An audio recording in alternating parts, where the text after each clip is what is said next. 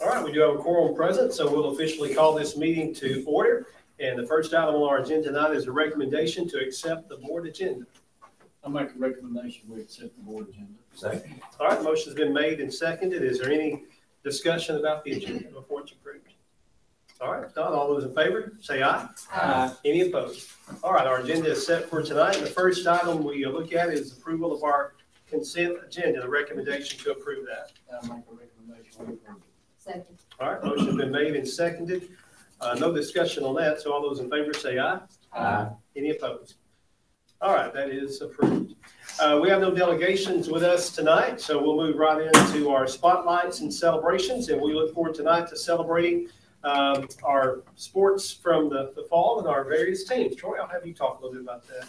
It's my privilege, and fortunately we have a couple of coaches here that there's represented and some players represented, so we're looking forward to presenting them not only, and when we do present, like Stephanie, you can come on up in just a few minutes and display your presence as you announce your players. So everybody would want to see you, of course.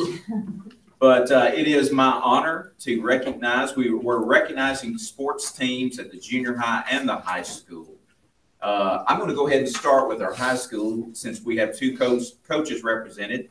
And since ladies go first, then we'll let Miss Stephanie Hatch go first. Stephanie Hatch is our boys and girls cross-country coach, and I allowed her to give a little bit more details. If she forgets her part, I'll add to what Brandon Pipkin shared with me. Do you need to see the cheat notes? Yes. Okay. Well, let me put my glasses on. They finished, cross-country boys finished fourth place this year at state. They finished first in our region. We have some really awesome and hardworking boys. And just like I told the paper when they interviewed, I can't take credit for anything except for getting them where they need to be, feeding them after they finish, and that's pretty much it. But Tucker Allen and Carter Welch both placed at state in the top 10. And so they are just the best leaders that you could ask for in young men, and more than you would expect is what I would say. You can take them anywhere. I've always said that. They act accordingly. They lead each other. And so the top 7 of our boys ran at state, and that would be Tucker Allen, Carter Welch, Josh Roberts, Ben Clayton, Brooks Johnson, and Garrett Robinson. He was our third place runner, and then Kay Thompson as well. So those boys did a great job. Fourth place. I can't ask for anything more except for the younger ones just to continue that tradition of getting to go. And you've got a couple pictures in your packet, and I would say that these were not just because the picture was taken, they're joining each other. They're a good tight group. They support each other, and it's been a trend for the last several years, and we're going to keep it up. Yes, yes. And with their leadership, I think they've trained the younger ones, and so I'm excited to see what happens next year. Very good. Thank you, Ms. Stephanie. Also, our boys golf coach is. Well, we also need to recognize Stephanie as being named. Oh yeah, I'm sorry. That's right. Yes. I apologize. I left out that. We don't want to overlook her accomplishment. That's right. Yeah. Well, and again, I would say that we're very proud of what Chester County in the sporting arena means, but especially with cross country, because it's become a notoriety that you're always going to see some really good placings out of our Chester County boys and girls team. We'll say that. But congratulations, Stephanie. Sorry about that. Thank you, sir. That's only because of them. Well, that's what all coaches say. But also, like I was saying before, we got Colby Brown here, one of our teachers at the high school, who's head coach of the boys golf team. So I've got the cheat notes here if you need to see something. I got them pulled up. Okay, very good, very good. Troy, Yes, I happened to go to state. I had a granddaughter that was competing. Stephanie, we came in fourth. How many kids were competing? There were over 200 and some. Over 200 in that division. From across the state. So We did very well. Yes. Very well. We were 1 point from third place. Yes, we were. And that kind of got some of it, but I said, hey, 1 point. Yeah. So. Excuse me. Get in the camera. Is this good right here? Okay. Let me find, I just lost your email. All right. Well, thank you guys for recognizing the golf team. The boys golf team had a great season this year. We won district, we won region, and we made it to the state tournament in Sevierville. This is the first time in the history of Chester County High School that we know of that a whole boys golf team has made it to state. And I think a lot of the boys were just excited for that. So they kind of, that was already a win to them. And so we went to state and we had a little bit of fun this year because I had never done that before. They had never done that before. So it was a good experience. I think they worked really hard this season. I mean, this is the hardest working group of boys I could have asked for. Anything I asked them to do, they were willing to do it. They were always at practice and they were always pushing each other. Led by Austin Ketchum, which is here with us tonight. Austin came in. Come on up here, Austin. Yeah, come on, Austin. Austin came in this year, transferred in from Kentucky, and he is just a leader. He just came right out the gate, a leader of the team. And anytime the boys were slacking or not doing what we needed to do, he was there to kind of redirect them. And so that's a really good thing about Austin. Not only Austin, but we had a couple more boys that were really good leaders this year. We had McKinley Hopkins, who has come a long way. This is his second year, I believe, handling a golf club, and he's already doing some really impressive things. So I think if he keeps it up, they'll definitely do this again.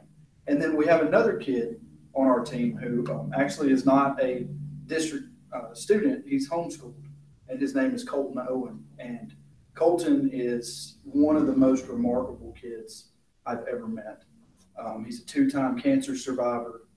His family transferred in from Washington, and he can do everything. He has a woodworking business. He already has his business license. He got it at the age of like 15 or 16.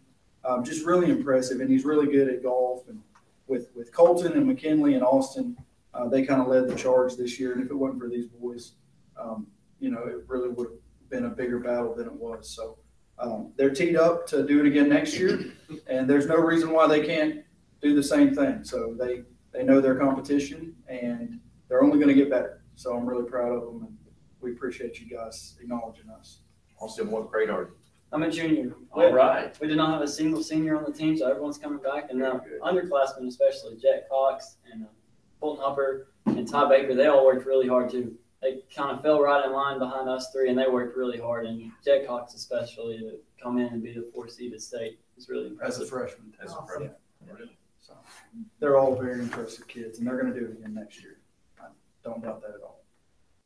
And as you know, golf is one of those sports that you can play even when you get our age. So it's not like basketball or baseball or football. Those years are past, right, Ben? They're past. my son is actually on the golf team. Yes. That's one of the very things I told him. I'm proud for him for making the team because that's something he and I can do from now on. That's Yes. And I'll say this on behalf, since his parents are here, this young man, I didn't know him from Adam, but being out there with him, meeting him, he is top notch. So Thank you. Well done. Thank you, guys. Congratulations. Appreciate it. We're proud of y'all. Yeah. Good job. I have some other sports to announce. And again, not to say that we're going to announce the football because I made a head count. That's 66 players on the junior high football team. And again, some of you have tracked junior high football. Some of your kids have played that in recent years. I know my son played it when he was going through the junior high program. Coach Chad Hanna has had many successful years.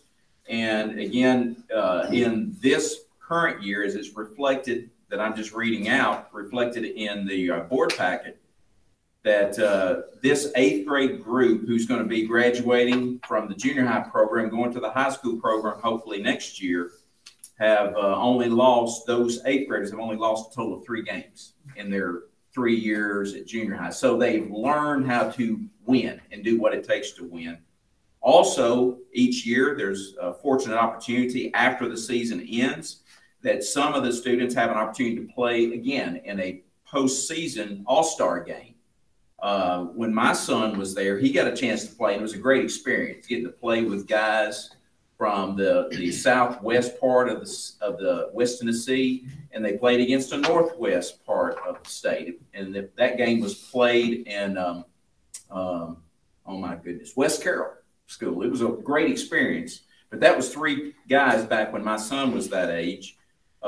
This year they had 8 that got invited, and that's Jaden Hemby, John Holroyd, Gavin Moody, I hope I'm getting these names right, Lincoln Phillips, Clayton Rogers, and Caden Talley. So those guys were able to have success. The assistant coaches with the team is Jerry Newsom, Luke Lemons, Clint Ellis, Dean Davidson. Jerry is a volunteer, but those other 3 guys are teachers or coaches within our school district. Also, a picture is included of our girls' junior high soccer team. And as you see here, they had a very good, successful season where their varsity team finished with a 10-2 record. Their junior varsity finished 7-0. So, and the team also finished 4th out of 20 teams in a regional tournament. They went ahead and mentioned that Ellie Kate Knoll, parents are the Knowles Dentistry, but she was named to the all-tournament team. So proud of Trent McManus. He's also our track team coach at the high school. So he coaches assistant basketball coach for the girls at the high school.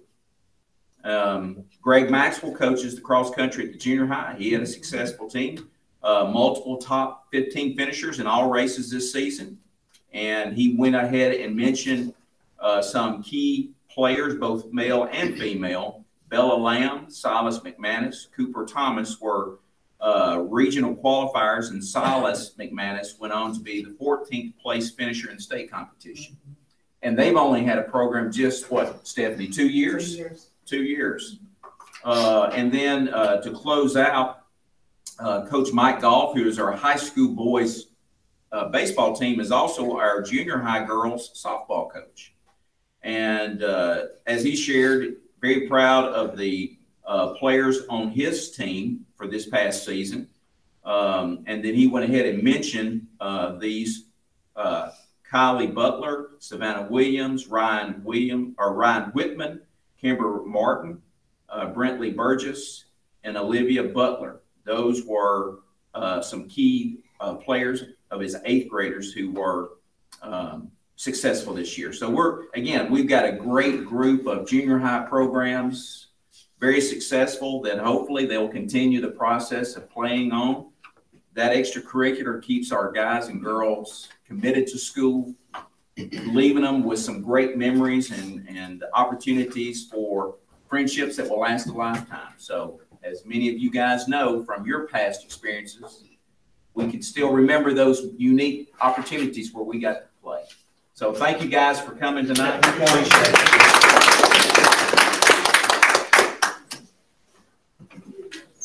All right, next on our agenda tonight is a recommendation for the board approval of the 2022-23 school calendar. And I'll have Troy address how this particular calendar was reached. The last several years, we've asked the faculty advisory committees at each of the schools to generate their own calendar by the guidelines required by the Tennessee Code. They came up this year with 5 different models. One of the schools picked a model that was matching with another school's model. And I'm sure that some of them taught, but this was one opportunity where I'm not sure. So in the first round of voting, there were 2 leading candidates, but neither of those 2 had the majority of wins or selections. So again, we did a second round of voting, and the one that had, as I think, almost 58% with 179 staff voting was the draft before you, the calendar draft number 2. It is within the reason that they have. You have to devote 180 days, and within the guidelines of what we have with up to 3 days that can be partial days, 3 days that can serve as staff development, and some other key components is you can have a school year starting before August 1. Those are some of the guidelines. Now, as far as what you aspire to do, we try to get as close as we can to have a 90-90 split. But in the last few years, once you start a trend with a week off for Thanksgiving, it's sure hard to give that up with some. So that came up every time. But there were some just slight differences between the two. But if you include all of those breaks during the school year, it does have to reflect in the second semester. So this one's going a little bit later than the draft number 1, but it was the choice that they made. So 57%, a little bit more than half, chose this draft. So this is my recommendation for your approval. Is there a motion to approve the recommendation of the draft 2 of the 2022-23 school calendar? Yeah, I'll make that motion. Second. All right, motion's been made and seconded. Is there any discussion or questions about it? I do have a question. Okay. What about the county general election? That was, and I've had a few conversations with Kathy Best. See, there's also one coming up this May after we'd already established this calendar. And I had an opportunity also, because of what I understood, that all elections, if your schools are used as polling sites, that you had to have students separated. Checking with the attorney for the State Department of Education, the only one that requires that is the November election. So in the other situations, and in this case, we do have a November the 8th election day, which is going to serve as just an administrative day, which means it doesn't count towards your 180. It counts in addition to your 180. But like this May, we're going to have a primary election. And then early on, August the 4th, we have another election cycle. But in those cases, Kathy Best had committed, since we are still going to have school during those dates, that Kathy Best said that she would provide extra security to ensure that we're going to have a definite separation between students and those that walk off, in the parking lots off the street to actually cast their vote.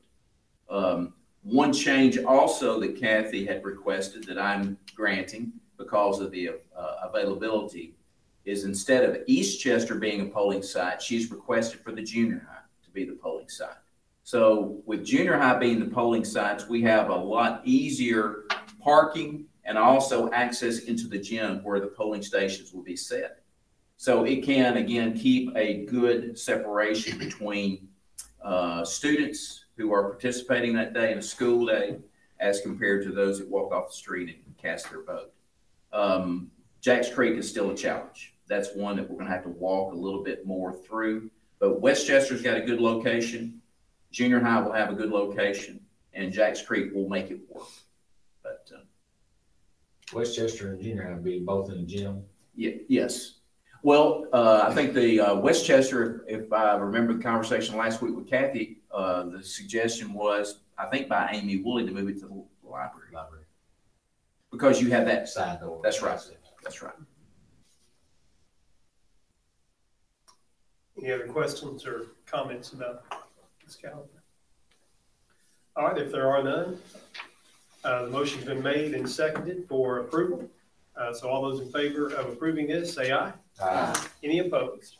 All right, the calendar is set for the next school year. Next, we have a request for approval of several of our educators for tenure status, and Troy addressed that. Well, this listing was provided to me by Mr. Thomas Leach, being our support services supervisor. He is very conscientious of the work for our staff as the human resource officer. We had just recently had from the state the actual scores to determine whether or not the teacher's LOE mark would allow them to be considered. As you see from the spreadsheet, forgive us for the small size of the font, but to get it there and to include all the years, again, the stipulation in years past were you have to be employed with the school district for 5 years. and the final 2 years have to have at least above or significantly above average, which constitutes a score of 4 or 5.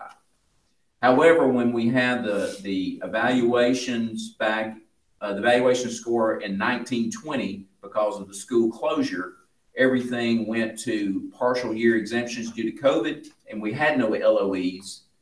The state legislator made an adjustment to that to allow still 5 years, but it doesn't have to be 2 consecutive years with the 1920 being vacated.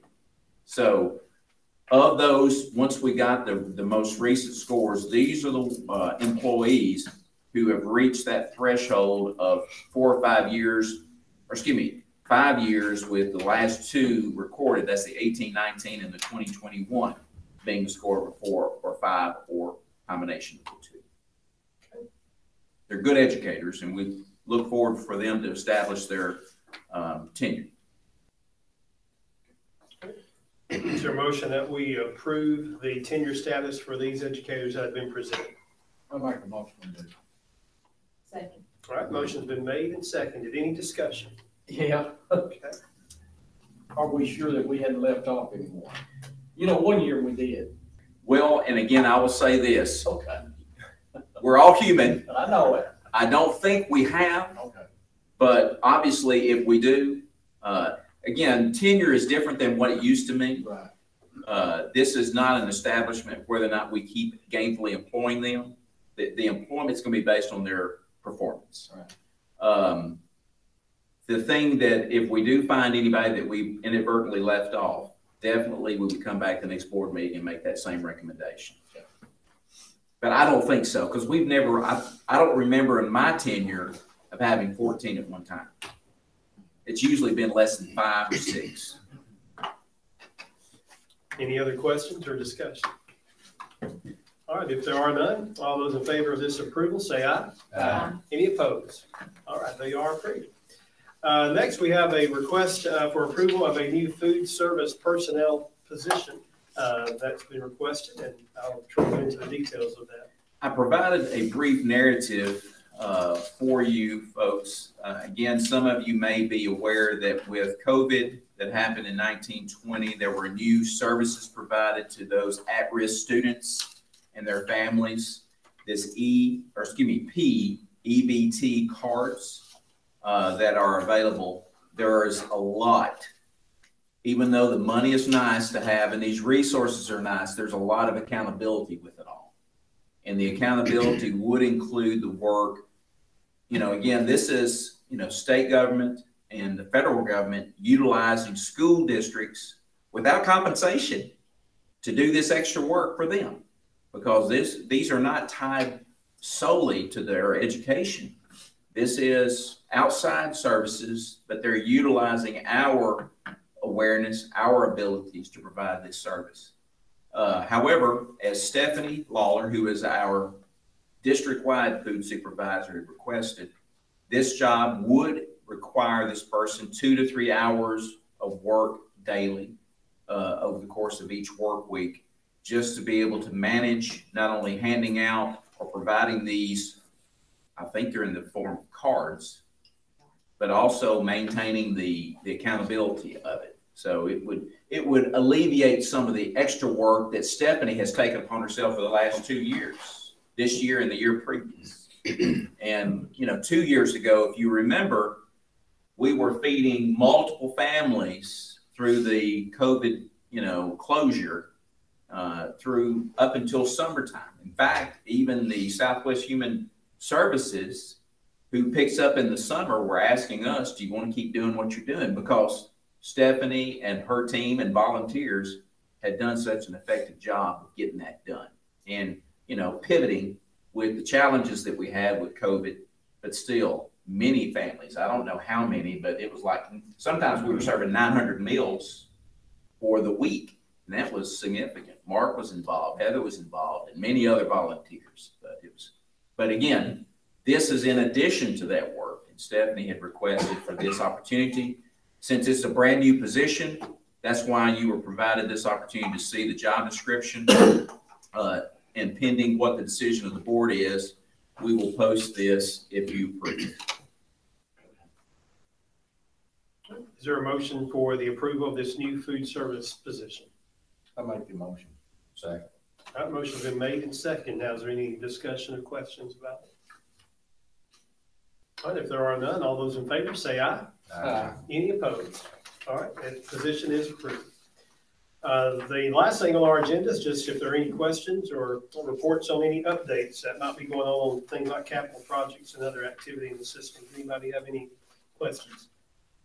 Or Troy, you have anything? Well, you know, again, today Shane and I were able to finally close out the contract and the deed transfer with the Nichols family at Jacks Creek. The contract was written up by J. Johnson Law Firm, and both Shane and I and Tisha and Carl were there to sign for that transfer of property. Again, in that transfer, no dollars were exchanged, but Carl has committed to, if y'all remember, committed to cut some of the choice trees that we would need him to cut because his family has that logging service or has the equipment for the logging. So we'll need to identify what trees we need to cut. But that will give us a little bit more width at the parking or for parking or drive-through. But I think it's a wise move because of the acre and a half that we gave up was not ever going to be likely utilized in my lifetime at Jacks Creek. So that was serving for them and this serves for us. So it was really nice to be able to do that.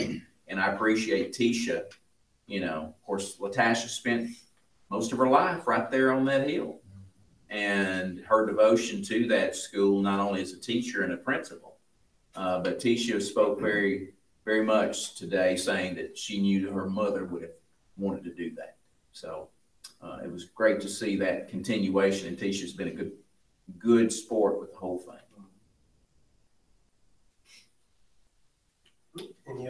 Any other questions? Anybody have anything else to bring before the board? All right, if not, our next meeting will be here in the high school, actually. Yeah, we're going to high school in January. So January 20th at the cafeteria of the Chester County High School will be our next board meeting. Is there a motion that we adjourn? I make a motion to adjourn. All right. We are adjourned.